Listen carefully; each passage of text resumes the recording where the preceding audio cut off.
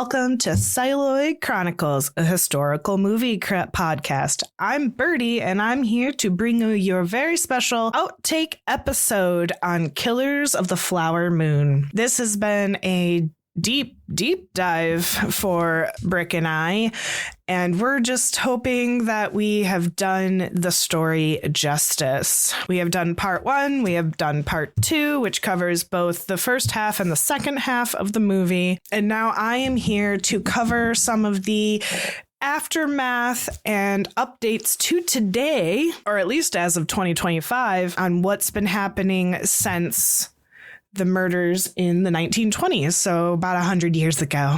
Yeah, almost exactly 100 years. Exactly 100 years ago, 1926. It is now 2026 as of this recording. So thank you for joining me. Before I begin, I wanted to highlight a few things. As I said in the main episode, I did live in Stillwater, Oklahoma for about an accumulative time, about 6 to 8 years, and I attended both Stillwater High School and Oklahoma State University. Probably giving a bit too much away of my background, but it's important that I give voice to the land I occupied for that time, especially in the context of this story. Now, Stillwater, Oklahoma resides currently on land historically belonging to the Creek Nation, and part of the larger unassigned lands in central, quote-unquote, Indian territory, which was open to non-Indian settlement in 1889 in the Land Run. The various tribes like the Osage, Ponca, Kiowa, and Pawnee had ancestral ties to the area's creeks and plains before removal. They still were forced into a very congested and parceled area of land that did not give the breadth and depth of the world they had inhabited up to that point. I wanted to give some space where it's warranted, and both institutions I attended currently make homage to the Osage Nations, giving voice to the overlap of the land of that nation, and it specifically honors highlighted aspects of that nation, and I'll go over a few articles later on. So I wanted to start with a quote from James Rowan Gray, who's a former chief of the Osage Nation. He was a principal chief, and he was known for leading significant governmental reforms, including establishing a new tribal constitution and expanding the Osage sovereignty and citizenship roles, and for his family's deep connection to the Osage Reign of Terror. You may have noticed with his name, Gray is the great-grandson of Henry Rowan, who we talk about in the episodes and was a victim. I'll quote him here. "I see the way the world treats Native people in this country. The misrepresentation of our images, our people, our rights, our lands, and our sovereignty drive to outright abuse of what we are as human beings. Mascots exaggerate our images and make fun of our culture. The misrepresentation of our people are issues directly and indirectly connected to U.S. federal policy that has always challenged our sovereignty. I walked into a congressman's office to lobby for an important bill for our tribe and saw indigenous caricatures of a football team all over his office. How can we hold government-to-government dialogue when his office suggests our people are some half-human cartoon that doesn't even exist? Where does the power and acceptance to characterize us in such a demeaning way come from? I suggest the power comes from a place of colonial imperialism that allows someone else to determine who we are,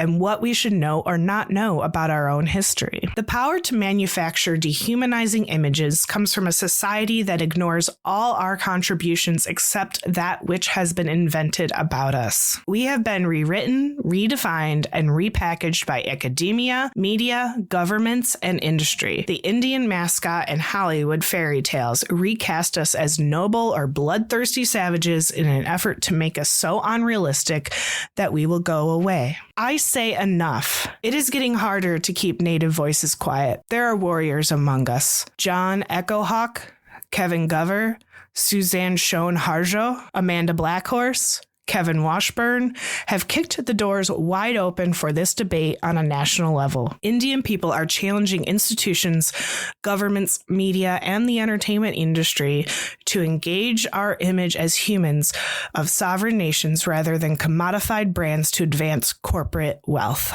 I thought that was a great summation of a portion of what indigenous folks deal with today. So now we'll talk about the aftermath after the end of the trials for the Osage murders. Going back like 1 year, so the trials ended in 1926, so going back to 1925, the U.S. Congress actually changed the law to prohibit non-Osage from inheriting hen rights from Osage with half or more Native American ancestry in an effort to protect the Osage, or so they said. I'm sure there was other reasons, but they did change the law.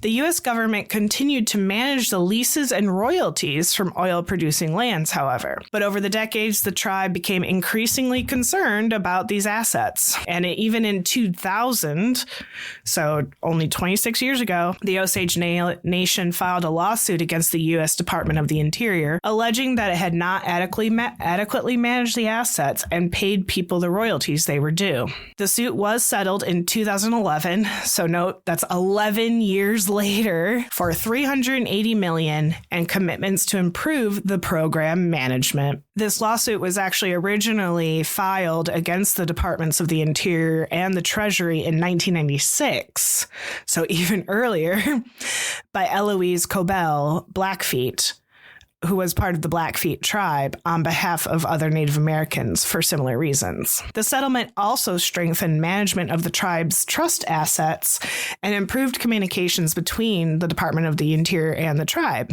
The law firm representing the Osage said it was the largest trust settlement with one tribe in U.S. history. All that said, Killers of the Flower Moon doesn't quite cover everything and doesn't acknowledge what the FBI didn't look into as part of the deeper conspiracy, the deeper and older murders and unsolved cases that go back even further. It was a systematic murder campaign, much larger than even the murders discussed in the book or the movie, and it's not a story we can fully cover here, and it needs its own dedicated documentary, which, if it doesn't exist already, I hope it does happen one day. And then there's the people who still live there, both indigenous and white people that live there. They apparently try not to hate each other, according to the sources I've read, because it contains the story of America and its most original sin. And even the descendants of Molly and Ernest were very candid in saying, white people say they are ashamed that it's a part of their history. Please tell the natives.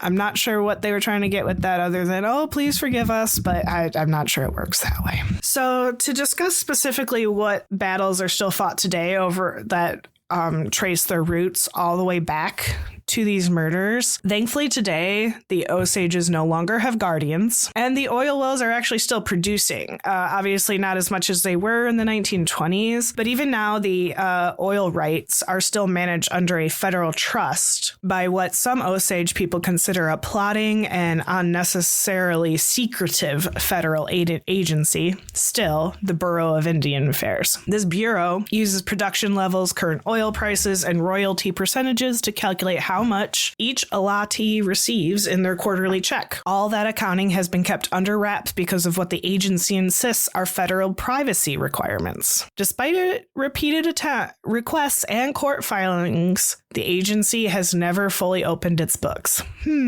But more than a century after the original Osage Allotment Act, a federal court in 2009 ordered the Bureau to make public the names of 1,744 non-Osage head right owners. That's non-Osage owners. A list that includes churches, oil companies, banks, the University of Oklahoma, the University of Texas, the estate of the 1930s film star Jean Harlow, and several wealthy Oklahoma ranchers.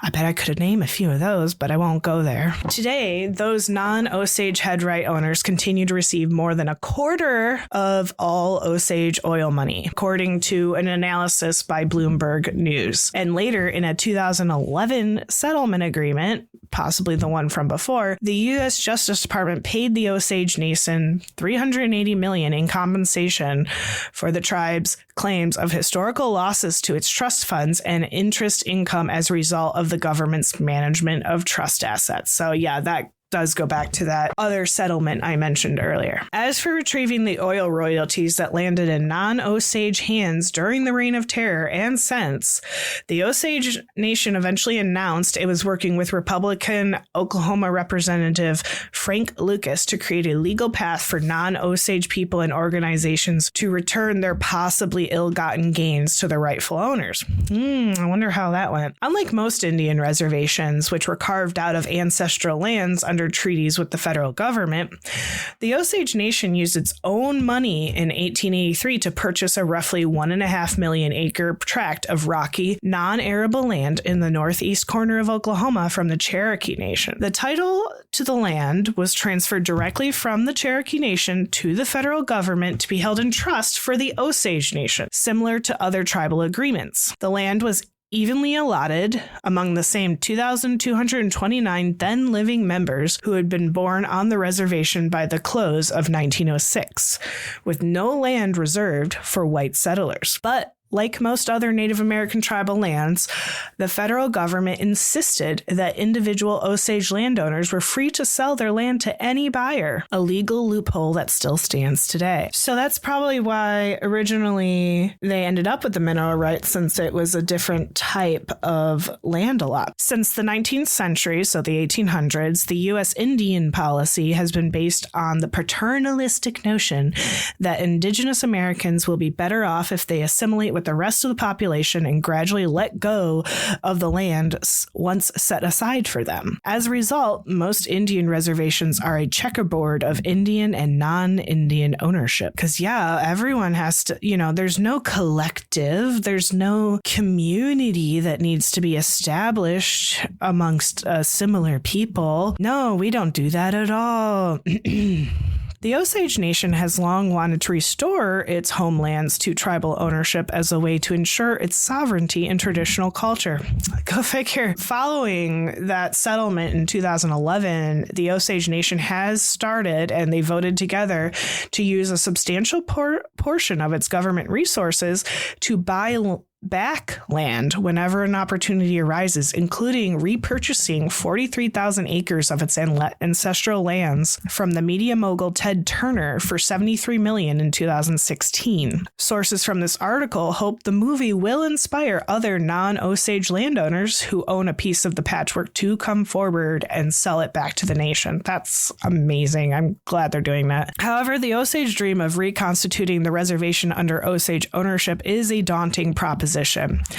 After the original Osage reservation was purchased in 1883, it became Osage County when Oklahoma became the 46th state in 1907. However, today, only 3.5% of that land is owned by the Osage Nation. In 2018, Richard Lossinger, who was an adopted indigenous child to another family and discovered his original family later on, he was recruited to join a new iteration of the Fletcher versus the United States lawsuits in that class action. The lead lawyer on the case, Jason Amat, believed that adding Lossinger, who's a Native American but a non-Osage enrolled person, but also a headright holder, would strengthen the case.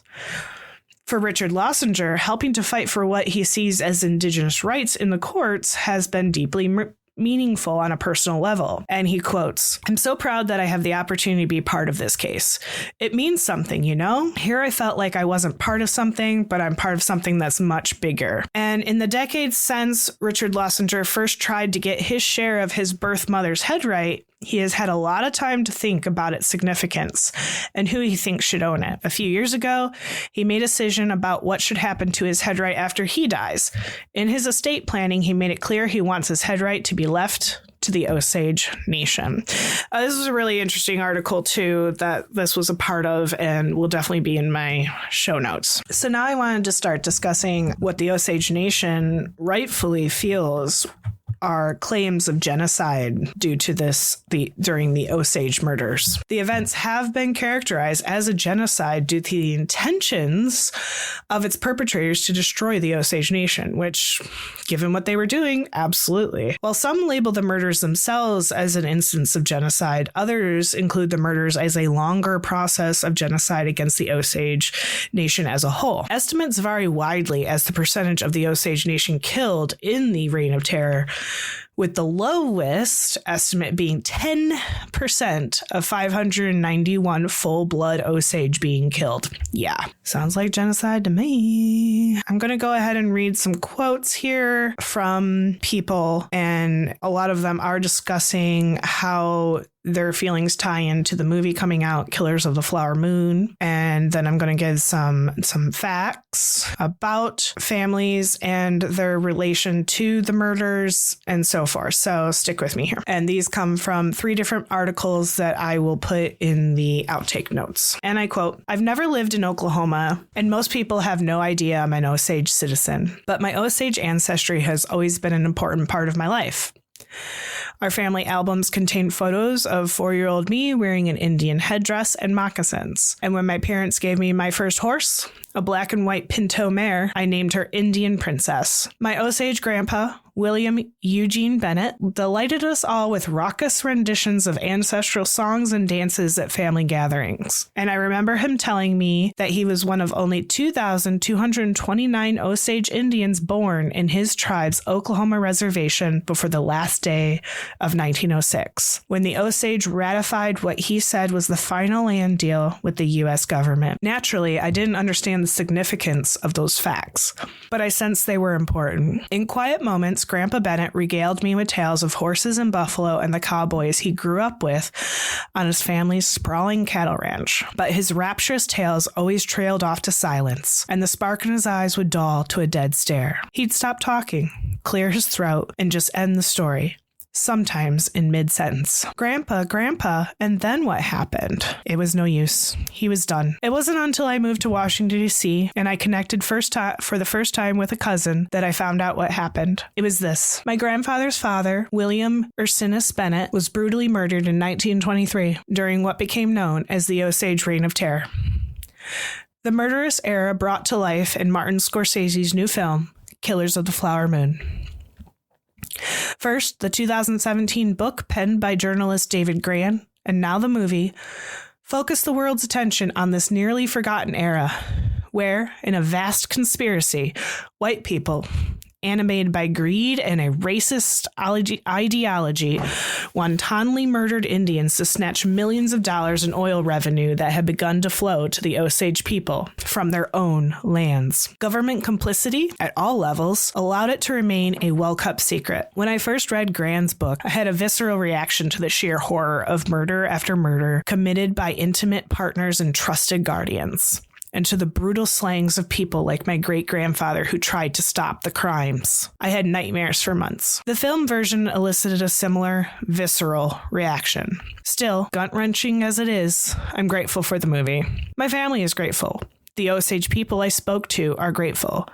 It's shining a spotlight as only Hollywood can on this unfathomable, genocidal plot. But I also believe both the book and the movie missed an opportunity to let Americans know the broader truth about what our country has done to my family and the families of all Osage people. A treachery the United States of America continues to inflict on its indigenous people. And this quote was by Christine Vestal, whose Osage name is, and I may butcher it, Shu-E-Down, and she's a freelance journalist based out of Washington, D.C. and Charleston, South Carolina. She is an enrolled member of the Osage Nation. So as for the death toll, Osage historians and researchers estimate that somewhere between 60 and more than 400 Osage people were killed out of a little more than 2,000 Osage citizens living on the reservation at the time. So that is almost 25%. It was genocide. And the killings didn't start and stop in the 20s. They started in the 1910s and in some sources continued to the 1980s, says Elizabeth Homer, an Osage citizen who practices Native American law in Washington, D.C. For many, the cause and obvious reality of the situation was clear. And as Osage actor Yancey Redcorn pointed out, once the Bureau of Investigation closed the case, the killings just kept going on. So even after these trials and everything shown in the movies, there were still murders after that. So while the Bureau's focus was on the murders that took place in Grey Horse community, many more cases went unsolved in other Osage communities, including Pawhuska and Hominy. Standing Bear describes walking through those local cemeteries and noting how many, and I quote, young people whose grave markers show deceased 1920, 1921, 1919, 1923, 1925, end quote. Many of the victims' families remained silent out of fear of the terror returning. Justifiably so, like some horrible curse, and they were probably right to. But this meant no one spoke of what happened for generations afterwards. Christine Vestal, who I mentioned earlier, states that at the turning point in the movie where the Osage home of Molly's sister, Rita, and her husband, Bill Smith, and the housekeeper are killed, at that time, Christine's grandmother, who was a young Irish immigrant herself, had recently married her Osage grandfather and was visiting her in-laws.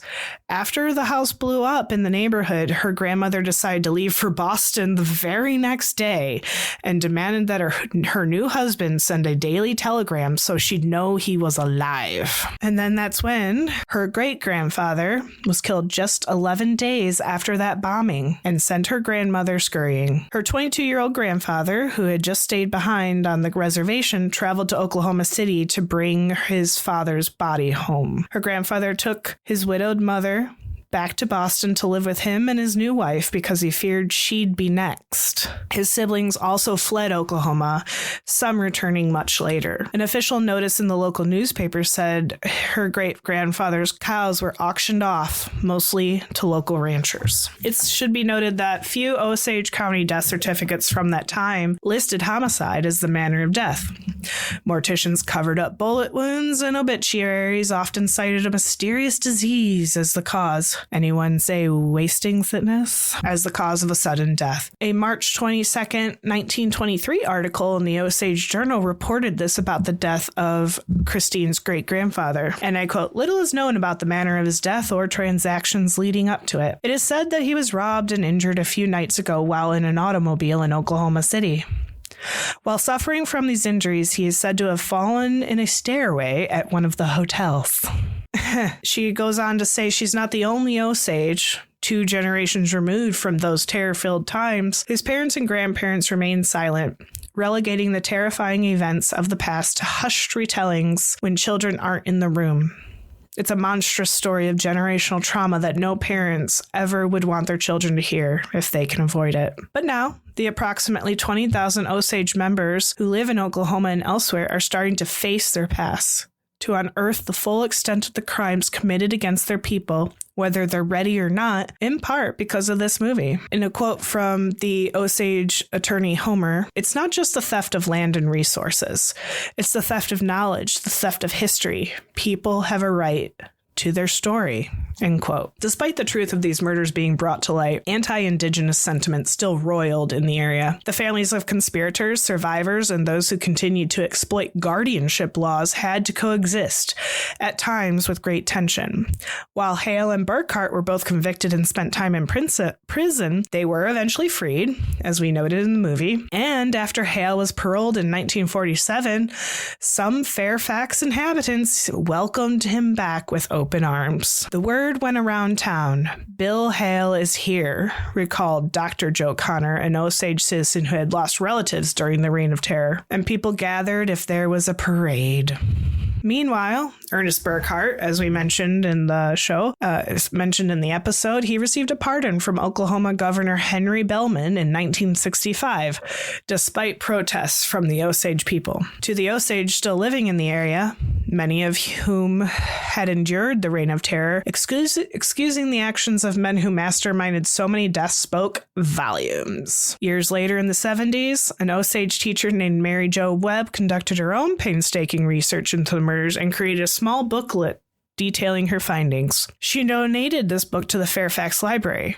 Within a week, it vanished. Most recently, the author of Killers of the Flower Moon, Gran, mentioned that while he was conducting research for his book, some of the descendants of Guardians resisted being interviewed and attempted to dodge him. Dr. Carol Connor explains it seems as though the white community members would, and I quote, rather just ignore the whole topic than have the feeling that they might be blamed, end quote. So we'll now get into talking about what's going on with the Osage today. And most of this comes straight from the Osage Nation's main website. Our Osage ancestors controlled millions of acres in what is now known as Missouri, Arkansas, Kansas, and Oklahoma before the existence of the United States. Their lives changed drastically after the Louisiana Purchase in 1803. At that time, the United States government claimed ownership of Osage land, leading to a period of forced displacement and land loss. They go on to describe what we talked about in the episode of their ancestors being removed and President Grant authorizing that removal to Indian Territory, present-day Oklahoma, and then the finding of the crude oil in 1894. He goes on to say, our history is full of hardship and sorrow, but also determination and resilience.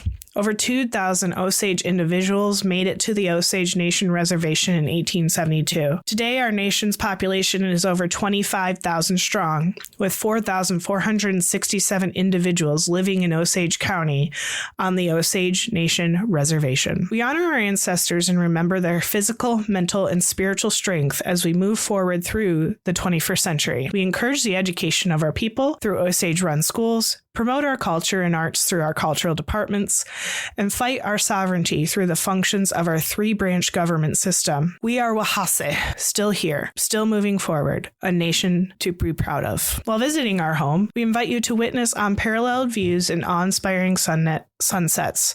Immerse yourself in history and art of the Osage Nation Museum and encounter majestic American bison on the Osage Nation Ranch.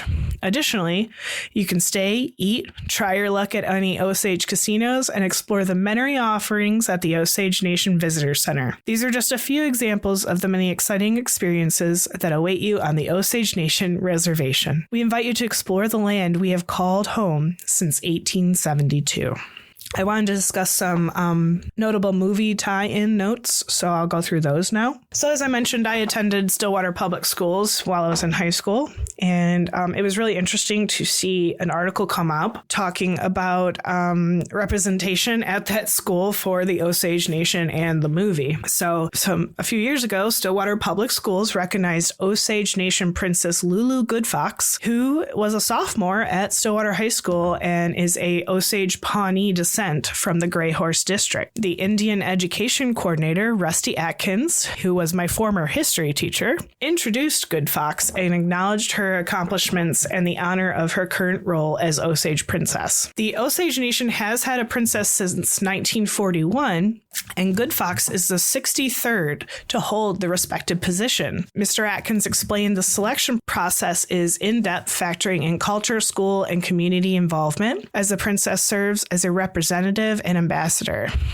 Goodfox maintains good grades, participates in both her Osage and Pawnee tribes, and serves as an ambassador for both Native people and Stillwater Public Schools. Mr. Atkins presented her with a shawl, after which Lulu introduced herself in Osage and thanked the board. Goodfox mentioned her recent attendance at the New York and LA premieres of Killers of the Flower Moon, thanking the high school administration for her understanding and support as she travels to represent the Osage Nation and the schools. She also thanked her Native American teachers and the Indian Education Program. Osage Nation Princess Director Shailene Tohe Tartsa, a former princess, highlighted that she looks for a candidate who's active in the tribe, has good grades, and knows her culture and language, and is respectful and outgoing. Goodfox met all these requirements, bringing honor to her whole family. Tohe Tartsa praised Lulu's helpfulness and demeanor at cultural events. She also noted that Goodfox is doing an outstanding job, especially given the significant years year with the release of Killers of the Flower Moon. But I thought that was a little interesting tidbit that, you know, they're utilizing what they can from the commercialization of this movie, and I get all power to them. I did want to note that my former history teacher, so his name was Rusty Atkins. I do remember him fondly. He passed away last year in 2025 and must be like, you know, only shortly after this. And he was a part of the Pawnee Nation and Oto Missouri tribe. And I always remembered him advocating for history and all Native nations. A singular memory sticks with me of him, aside from being the first teacher to tell me about medieval Roman Catholic the medieval Roman Catholic schism and the break of the Roman Empire, which absolutely jet fueled my interest in history.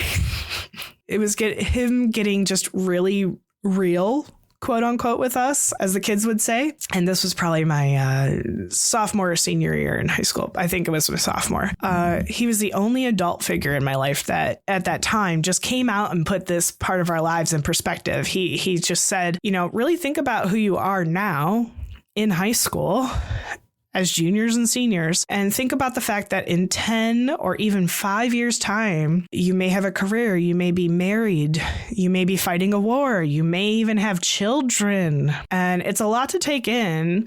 And so take your time to decide things for yourself, regardless of what anyone, even me, a teacher, tells you. And that perspective has always stuck with me and reminds me to speak objectively as I can when I give advice to people. And I just wanted to highlight that since I kind of found out he died in the course of this research. And finally, I will leave you with a poem that discusses the Osage Reign of Terror. Actually, it's specifically to honor Anna Kyle Brown, who was murdered, and one of our main people that we talked about and discussed in the movie. This was a poem about her. The sheriff disguised her death as whiskey poisoning because when he carved her body up, he saw the bullet hole in her skull. Because when she was murdered, the leg clutchers bloomed, but then froze under the weight of the frost. During Shtaka Jiga Sethe, the killers of the Flower Moon. And that's an excerpt from the poem Wigi'e, or Prayer, which Osage author Elise Passion wrote in 2009 to honor Anna Kyle Brown, who was thought to be the first victim of the Osage Reign of Terror. We know there was many more before that, but obviously she was very significant. As a note, Killers of the Flower Moon refers to the Osage lunar cycle, during which late frost will often kill young flowers. And I will leave you with that. I hope you enjoyed this little aftermath and information about what's going on today for the indigenous folks, especially in the Osage Nation. Please support everything. We've highlighted several sources in our sources, like the Red Patreon page and Missing Indigenous Murdered Women. These are all great sources to donate to if you can, and we want to highlight those. And in the meantime, thank you for listening to Celluloid Chronicles, a historical movie podcast. Please like and subscribe to us wherever you listen, and we hope you join us again soon. And always remember, live like you're making history.